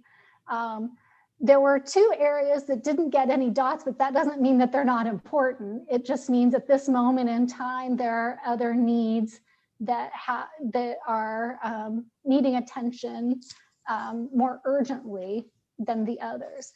And so the way this can be married with PBB is taking the prioritization and including it with the program prioritization of strategic goals with the prioritization of programs. And so the way that it works is that you can go to the next slide, Kathleen. Currently, the way PBB works is that all goals are weighted equally. The program needs to be working toward a goal, but it doesn't really get any extra credit, if you will, if it's in a strategic goal area that's a higher priority. And so what Kathleen and her staff did was take the prioritization that we just shared with you and weighted it and reallocated based on those goals. And so as you can see here, the way the pie is sliced shifts a little bit to reflect the different priorities. And so blight would get a bigger piece of the pie than if it were weighted equally. And same with infrastructure, safety, and economic prosperity. And so the intent of this is really to shift your resources to the priority goal areas and align the programs to those. And so this is where, this is the initial draft, but we wanted to share with you how the goal prioritization affects the PBB rankings and prioritization.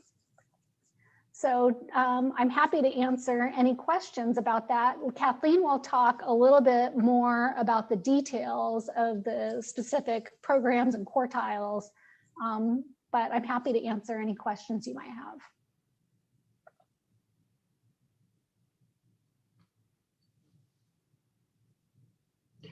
So Kathleen. Yeah, the fun thing is that, that budget retreat did happen back in March. So that was a while ago. So it's, so we're just refreshing your memory that you all undertook this exercise, and I'm happy to, once you have a little bit more time to think about it, we're happy to gain your feedback on that. Okay. So we plugged in how the change or shifting of the prioritization of the strategic goals, how did it impact the data in our priority-based budgeting process. And so this is a chart that shows the shift. So this 2020, we're using 2020 original data, original budget data in the software right now because, amended 2020 and then the 2021 budget data is a little anomalous due to the COVID-19. So so we're trying to keep things with the cost amounts to be kind of consistent with what has been the case in the past prior to the impact of the pandemic. All right. So anyway, Kathleen, yes. I guess I'm confused. What in general are you showing us with this? Is it what would happen if we had applied these weighting impacts on the 2020 budget? Because we're not applying it to if we had done this to 2020, this is what it would look like? Yes. Okay, thank you. Yes. So this is 2020 original budget. Wait a minute, I think we have a couple more questions. Commissioner Burrows? Okay, all right. Thank you, Mayor. Commissioner Burrows, at-large District 2. Kathleen, so we see absolutely no savings. What we see here presently is a reprioritization. So we see the same amount of dollars being spent, but reprioritized due to the last meeting. That's right. Absolutely. Yep. So same dollar amount, only so I have here what the so the 2020 or the orange, right, is if we weighted all the strategic goals equally the same. So all the 7 goals get the same level of prioritization, or that it's that 14%. But the blue is with the shifting of the prioritization amongst the various strategic goals based on the exercise that was done, led by Shockey Consulting back in March. And so as you can see, you can compare these quartiles actually tell us the priority level of programs. So quartile 1 is the highest priority program. So in quartile 1, you can see that the blue is shorter than the orange. And that's because due to the shifting, it's telling us that higher priority programs with the revised prioritization of the goals are only comprising 78% of the total. So it dropped by $18 million. Quartile 2 pretty much stayed the same. It did increase about 9 million. So basically, those programs that perhaps were previously in quartile 1 shifted to 2, for example. Of course, we're talking about over 400 programs. So this is a representation of how these shiftings are occurring. But then another shift that occurred is that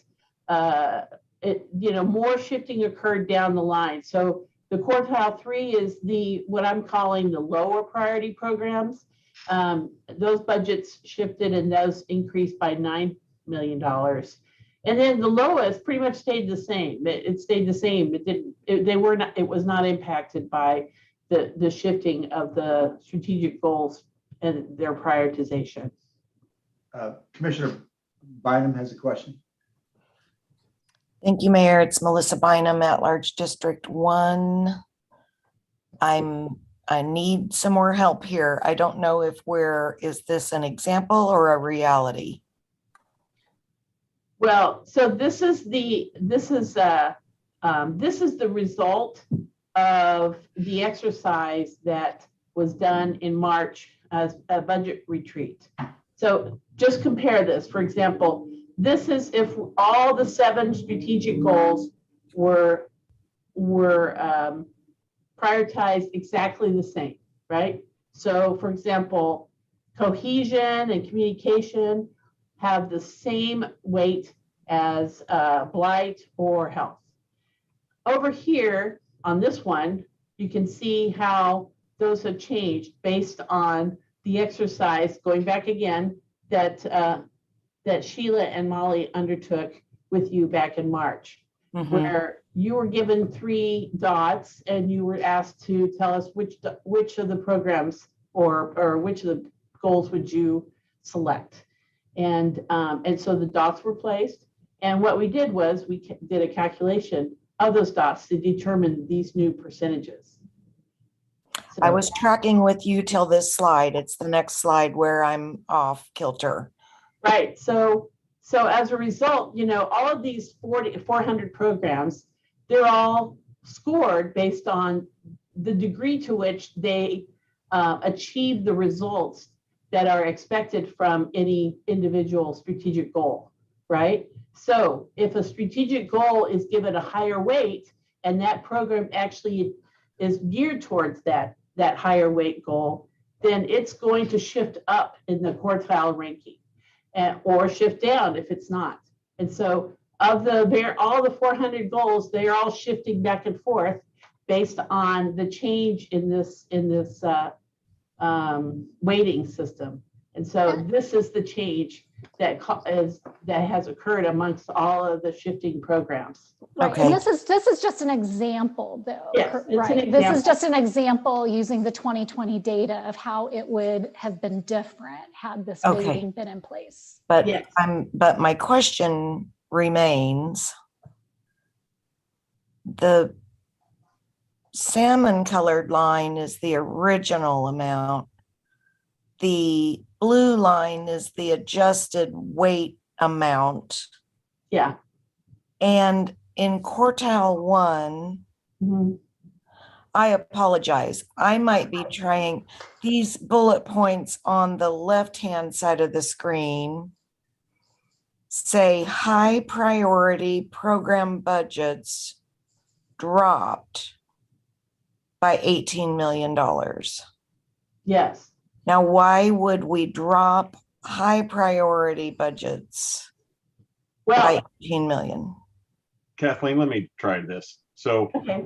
Thank you. Commissioner, I think what we're trying to demonstrate is when we took this and we looked at how everything weighted out according to the priorities of the governing body, when we used the new priorities and said blight is the highest, we found we weren't spending as much money on blight. We were spending on other areas that were lower priorities to the governing body.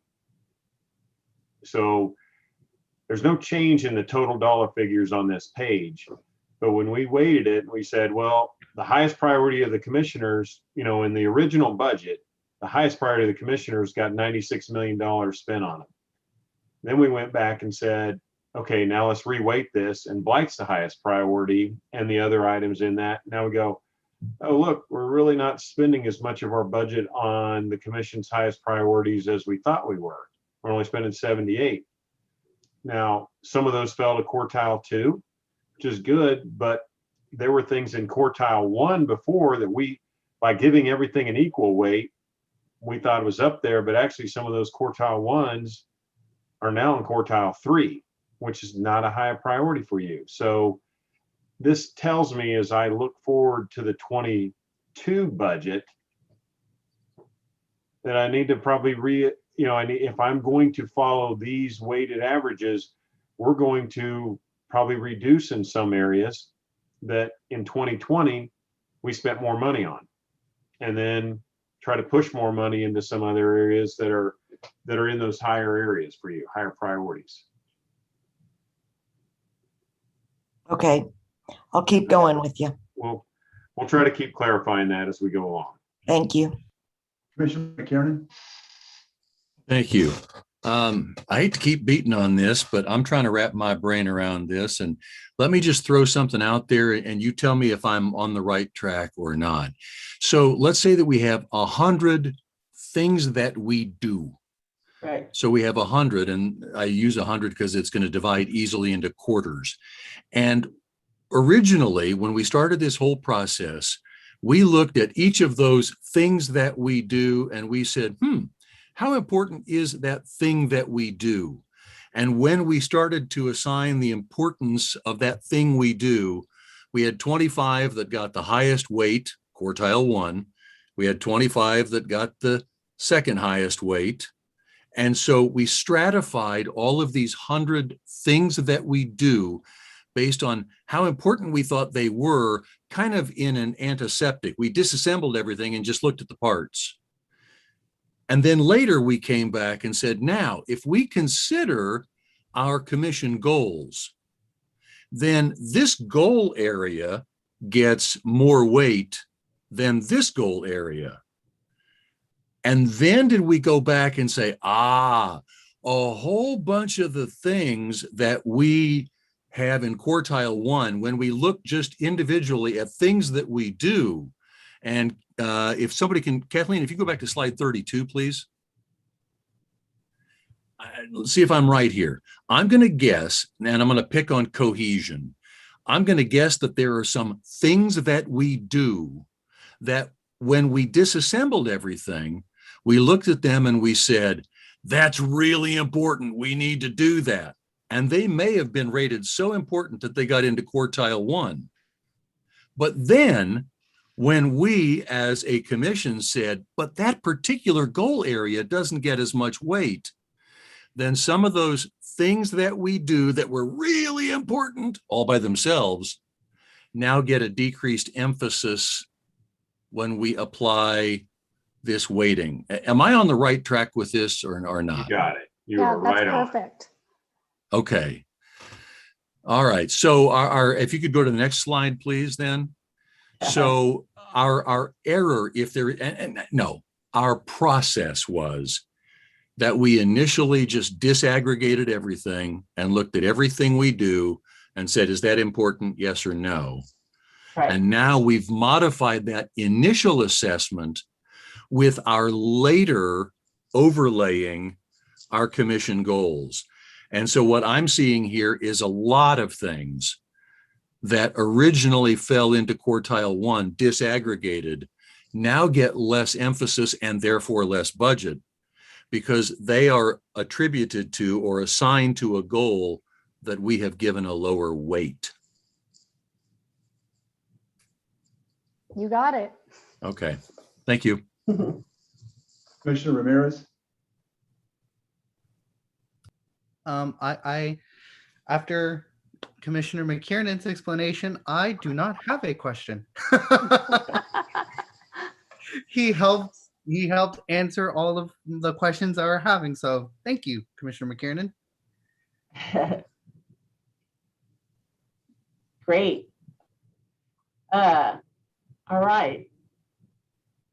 So what I did was this is the same information only with the adjusted goals prioritization, but in a pie chart.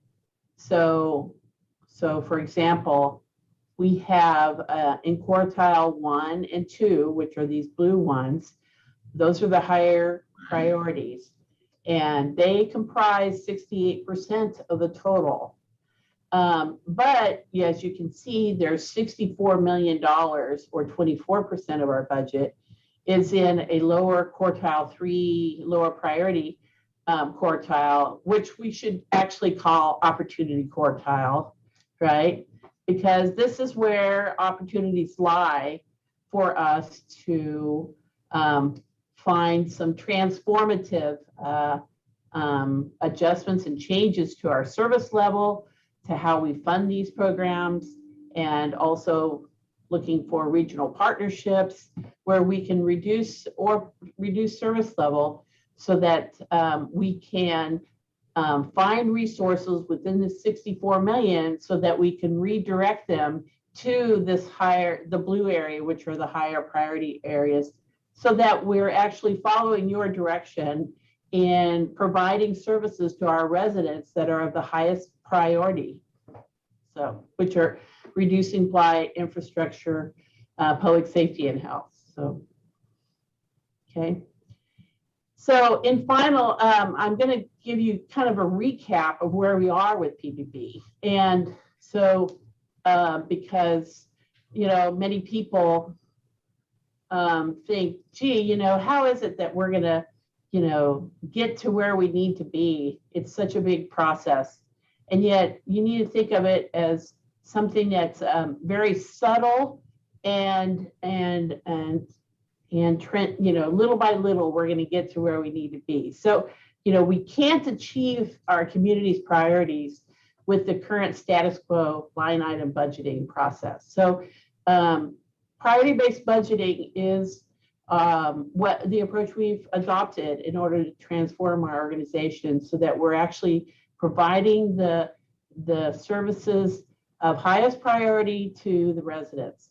So the success of PBB is really, it needs strong commitment from you all as commissioners and the administration in order for it to be successful. So now, one thing to remember is that through PBB program costing, the department staff know exactly how much time they spend on their programs, both their high priority programs and their low priority programs. And they can see opportunities for how things could be done differently. So it's very important for our, to have our department staff very involved in all of this process. So, departments are motivated to look at for one-time technology investments, internal partnerships, external partnerships, cost recovery through grants or increasing fees, because they know that those funds can be redirected to programs that are a higher priority in order to achieve the goal that we all agree upon. So, staff is thinking about ways we can work together to either start reducing service levels of the least aligned programs or looking at different ways to fund programs. So this is what the point of it is that, staff understands their programs, and they are, and their ideas are going to be, there are many ideas across all of the departments are going to be the impetus for the change that we're looking for through the PBB process. And so all of them are thinking about these policy questions that actually Eric talked about. Are we over providing mandated services? Should we be re-examining what we consider to be a mandate? Because there's a lot of programs that, people think are mandated by the state, but, maybe they're not so much. So are there private-public partnership opportunities out there? And also measuring and determining what the impact of the program is, and whether that impact actually achieves the result of the goal, or the goal that is expected. So we're looking through the PBB lens in everything we do. So for example, in the past, instead of routinely filling vacant positions, we are looking at ways to transition the vacancy to a different position that can work on programs that have a higher alignment. And so that's actually something that's already happening now. We're updating our program performance measurements. Yeah, that's a future step that in order to demonstrate where the program results align with the goal. Even in our capital project decisions, we're looking through that PBB lens to consider what priorities the purchase or the project helps to achieve. During this pandemic, we reduced service levels of programs that we were unable to safely provide, and we've looked at restructuring of staffing based on that program alignment. So we're nearly approaching a future where we can propose new initiatives using existing funds or cost recovery or partnerships. We still have a structural deficit, but I foresee a future where we will be in a better position to provide ongoing operations at a more efficient level and have available resources to do new initiatives. So anyway, so instead of doing things the same old way, we are now actually continually pointing to restructuring our programs and our services so that they align with the priorities of the government. And so it's a long process, little by little. And with your help and your support, we've been able to get to where we are. And I really appreciate how much you've, all your interest in this process. So that's all I got. Any questions? Yes, Commissioner McKiernan. Feel like Winnie the Pooh here. Think, think, think. So I do think I get all of this, and I'm going to circle back to a question that Commissioner Burrows asked a few moments ago. He looked at back on the quartile slide. He said, so we're going to spend the same amount of money that we had originally budgeted. And I want to confirm that in the example that you showed with the quartile bars, that based on applying these weights, what you're saying is, yes, assuming we spent the same amount of money overall, we would have spent it differently. We would have given less funding than we originally gave to this thing we do, and we would have given more funding than we originally gave to this thing we do. And that would align it better with our strategic goals and how we weighted everything out. So while we could use this down the road, possibly as a way to find efficiencies is the wrong word, but it's the one I'll use, savings. Your specific example tonight was that if we spent the same amount of money, we would have spent it different. And then I assume that our assumption based on all of that is that we would have better delivered services and better met our strategic goals by doing it that way. Would that be accurate? Yes. So of course, the goal here ultimately is for into the future is that we spend more of our budget in the quartile 1 and 2 areas than we currently are, naturally, because we always want to go towards spending, to providing better service in the highest priority programs. So. Well, but we have to spend it in quartile 1 modified, right? Because I think what this exercise has shown us is that when we disaggregate, we ask about everything we do in isolation, things that originally started out really important then get a lower priority overall. Right. So it has to be the modified. Yes. Yes. Yeah, Okay. it's our hope that in the future, as we continue to go, and it'll probably take a few cycles to go through it, but when you see that quartile list, the biggest expenditure of money should be in quartile 1. Mm-hmm. And then quartile 2, 3, 4. I mean, 4 is already down there small. So I think we've got 4 kind of worked out, but are we spending too much in 3? I mean, we'd probably need to move money more from 3 up to 1 and maybe a little less in 2. So it kind of has that,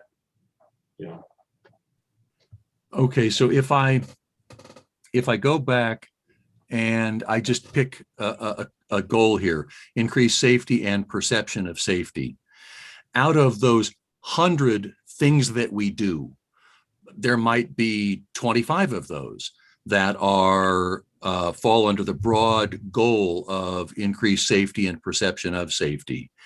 And 5 of those 25 might have been quartile 1, and 5 of those 25 might have been quartile 2. So all of those things that we do could be scattered across all the quartiles. Yes. Is that correct? Yes, absolutely. Yes. And then the weighting based on our goals then would have this broad shifting effect across all 4 quartiles, not just in quartile 1, but in 2 and 3 and 4 as well. Yes. Mm-hmm. Yeah, for example, today, we go through vacancies where we're at. If I have that push that they're in there for people, anybody that's working out at NRC, working in our codes area, working in our public works area for infrastructure, working in our mowing and such, those are all green lighted to fee fill. In other areas where they're coming up and we're trying to backfill on some of those that are not in the higher priorities, they're getting a much stronger review of what is the impact of that position on the function that's happening and whether or not we should fill it, if ever. And this is a resultant opportunity, I guess, that put us in it from last year when we went into a really hard freeze and stopped filling all these positions. So now as we continue to wait through these and look at them, and they want to make sure, that's kind of where we're coming back today going, I want to make sure how we've shown the weights that you guys have put on it is still in alignment with your thought process. And that's how I'm going to continue to evaluate these as I fill positions or as I look at budget requests and work on building the budget coming in for 2022. All right. Thank you so much. As very often happens, I need to go do a lot more thinking and homework after the meeting, which I will do, and I'll circle back to all of you. Thank you very much. Commissioner Markley? Thanks, Mayor. Well, I think Molly hit the nail on the head that the first thing to celebrate is the fact that we are here at this point. It's really difficult as a commissioner to look at the budget because what we see is a budget for departments, and we don't want to, as commissioners and as residents, we don't want to fund departments. We want to fund priorities. We want to fund projects. We want to fund the programs that are a priority for individuals. We don't want to fund a department or a good or an item. And for a long time, we stumbled around saying, what are we mandated to do? What do we have to do? And what can we cut? And what are we allowed to cut? And we didn't even know PBB existed back then, but this really checked all the boxes in helping us establish those things that we've been looking for as far as what's mandated, what is required, what's not required, and what are the priorities and how do they fit together. So I think that's pretty exciting, and I think it's really visionary. I also think there's a wonderful side effect that I feel like is happening as a result of this whole program, and that's just a cultural change internally. Nothing makes an employee happier than to have their good ideas be heeded and implemented. And for a long time, there was no way for them to bring that idea forward that felt natural to them. Everybody always felt like they were stepping on somebody else's toes, especially if they were saying something about another department. And so just nobody said anything. So all those good ideas just never came forward. So it's really exciting to hear employees having a voice and saying, I've been thinking this for years and I think it's a good idea and maybe we should try it. And it's going to improve us as an organization and it's going to make our employees happier. So I think that's a wonderful thing as well. So I appreciate the presentation. Really appreciate the program and just everything that's coming out of it. It's a huge step forward from where we've been in the past, and I look forward to seeing how it impacts our budget in the future. Commissioner Ramirez. Thank you, Mr. Mayor. I think Commissioner Markley said it perfectly about the messaging of how now we as a commission with PBB can sort of talk about it with our constituents, but among ourselves more as programs and priorities rather than, all right, let's give money to planning and zoning, let's give money to police, let's give money to buildings and logistics. It's having more of a conversation about what exactly in those departments, what are our priorities and how do they connect to our strategic goals. So thank you, Commissioner Markley, you said it perfectly. The only question I had, Kathleen, and you said there were 52 insights that came out of all of this work and done. And I thank you and the department and for everything that you've done with PPB.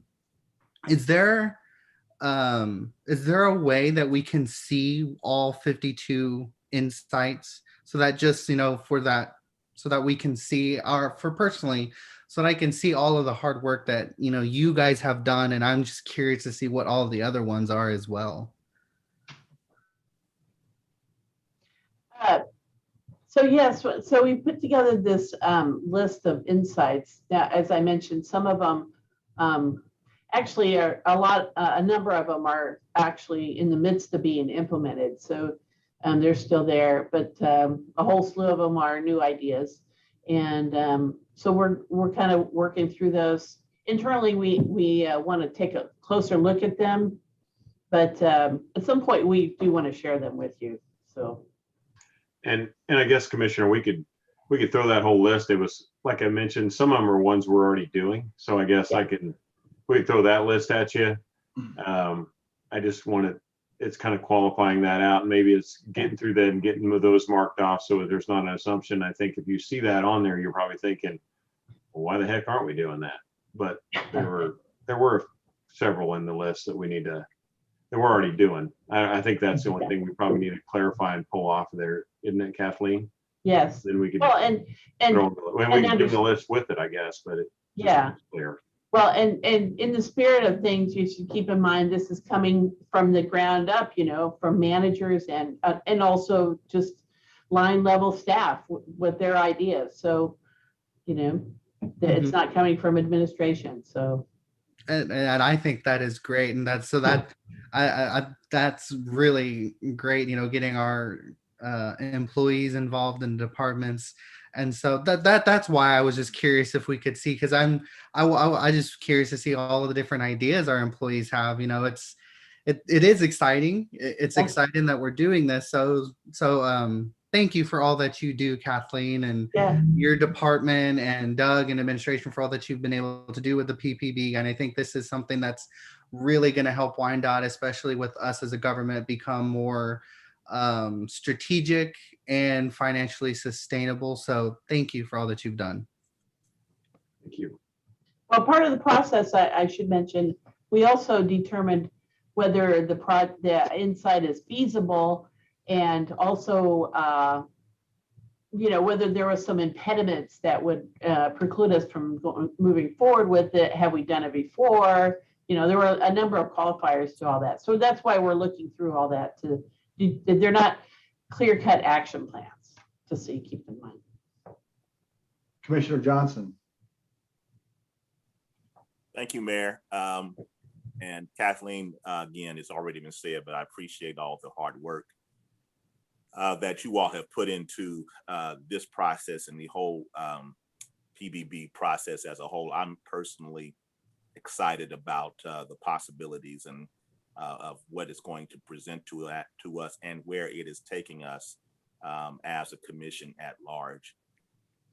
With all the information that has been shared, I need for somebody to reiterate to me what I think it's already been said, and that is help me to remember how we reconcile what is happening through the PBB process and against what we receive from the community surveys that go out in terms of prioritization and how we reconcile those two narratives to come to some directive and some number and some percentage.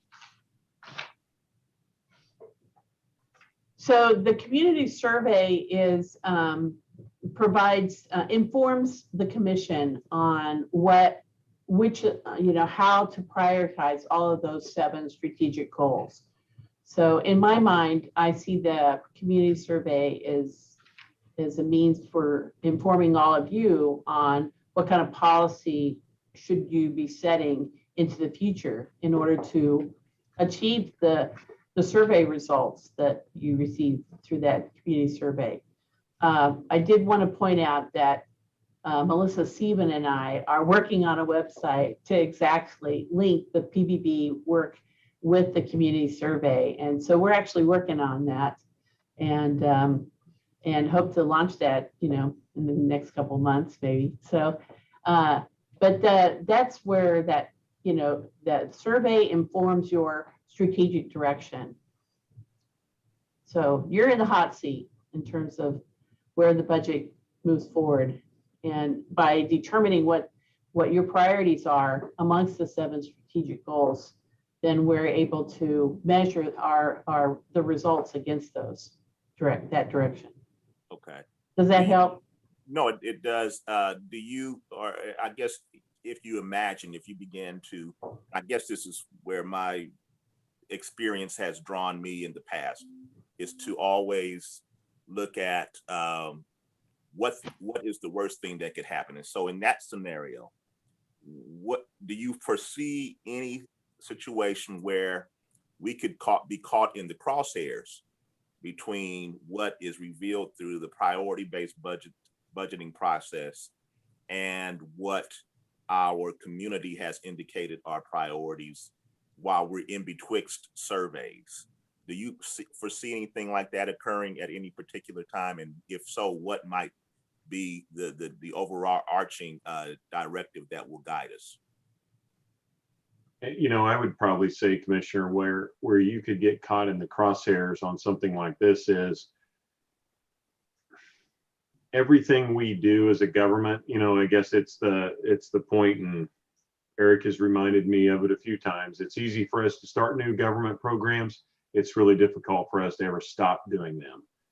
There is always somebody in the community that is interested in something we're doing, and it can be a extremely small percentage of our population, and we could be spending money on it, a lot of money on it, but it falls into that category of a low priority.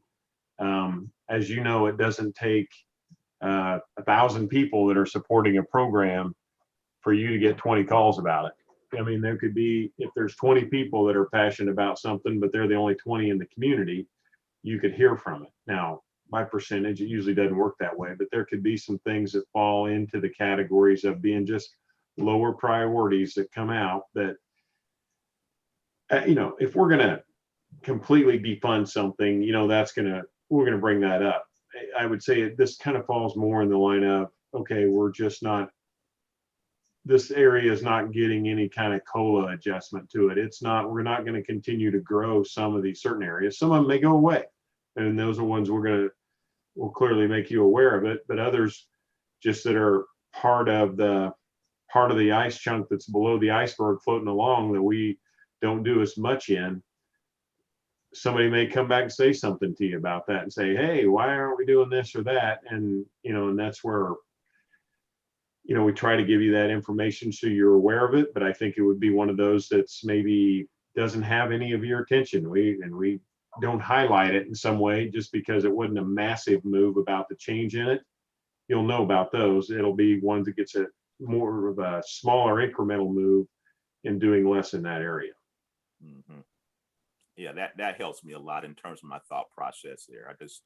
And it may not, what I'm presenting may not ever occur. In fact, and if it does, it might be such a small thing that it might not be worth the dialogue, but it's just something that had crossed my mind. So I appreciate you all's response back to that. And depending on how aggressive we get with this process, Commissioner, it could very likely happen. Gotcha. So I wanted to add something to what Doug just said. So yeah, it is really important that PBB really isn't about eliminating programs that, you know, are low priority. It's more about realigning or shifting funding to higher priority and just not funding big initiatives and growth in areas that are ranked lower. But one example is, you know, we noticed that a lot of the fleet maintenance or fleet management programs are actually ranked pretty low. They're in the 4th and 3rd quartile. But actually, since our new director came on, director for fleet, Jeff Miles, he's completely innovative how that area is operating with the new software and then entering into some lease opportunities with Enterprise. And so as a result, the cost of that program has really shifted. And so that's the point, is we need to transform areas that have been in the past maybe higher cost than they should have, to lower costs, especially in those areas that are lower priority, just to give you an example. Thank you. Commissioner Philbrick? Yeah. Well, so I am just amazed actually at how far administration, our UG employees, and the commission have come in 8 years. It has just been totally phenomenal to see all the change that has happened over those years, because we were nowhere around doing anything like this 8 years ago. And it has been coming on, and it is finally really, I don't want to use, well, I'm going to use the word snowballed into something that are actually taking on as individuals in our UG to be really part of the solutions to the things that they see need to happen for our community. And, you know, this is like, I feel like a proud mama right now. You're like, oh my gosh, you know, all of these wonderful things are happening, and my kids are really doing a great job, and they're enjoying their life. And we're all trying to see that our community is doing well. And I mean, what more can we ask for other than just keep helping them stay in that frame of mind? And thank you for all your hard work, everybody that has been part of this. Kathleen, you're very innovative, and I know you have a team that's very innovative. Right. And, you know, and I was going to mention a lot of this work has been led by Reginald Lindsay and Michael Peterson in the budget office. They have worked really closely with all the departments to collect that data, and they will continue to do so. So it's really, it's all them, not me. No, that's okay. Reggie is a shining star in my mind. He helped me first thing out to help me understand some taxes right off the get-go when I was first elected. So he is a shining star. Anybody that can talk to a new commissioner and explain that stuff is really good.